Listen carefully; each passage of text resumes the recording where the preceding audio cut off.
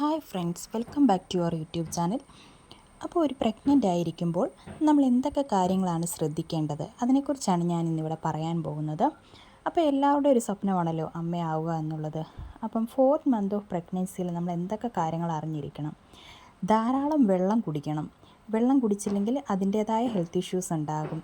കൂടുതലും വെള്ളം കുടിക്കുമ്പോൾ വോമിറ്റിംഗ് ടെൻഡൻസി നമുക്കുണ്ടാകും. അപ്പോൾ ജ്യൂസായിട്ട് കുടിക്കാവുന്നതാണ്. നമ്മുടെ ഇഷ്ട ഫ്ലേവറിനുള്ള ജ്യൂസ് നമുക്ക് കുടിക്കാവുന്നതാണ്. അതുപോലെ തന്നെ പ്രോട്ടീൻ അടങ്ങിയിരിക്കുന്ന ആഹാര പദാർത്ഥങ്ങൾ നമ്മൾ കഴിക്കേണ്ടതാണ്. പ്രോട്ടീൻ റിച്ച് ഫുഡ് നമ്മൾ കഴിക്കുക. അതുപോലെ തന്നെ വെജിറ്റബിൾസും, പിന്നെ നമുക്ക് എന്തൊക്കെയാണ് ഇഷ്ടമുള്ള ആഹാരം അത് നമുക്ക് കഴിക്കാവുന്നതാണ്. അങ്ങനെ നമ്മൾ നമ്മുടെ ഹെൽത്ത് ശ്രദ്ധിച്ചാൽ നമുക്കൊരു ഹെൽത്തി ബേബിയെ കിട്ടും. ഇതൊന്നും നമ്മൾ അടങ്ങാത്ത ഫുഡ് അവോയ്ഡ് ചെയ്യുകയാണെങ്കിൽ നമ്മുടെ ആരോഗ്യം തന്നെ മോശഗതിയിലേക്ക് പോകും.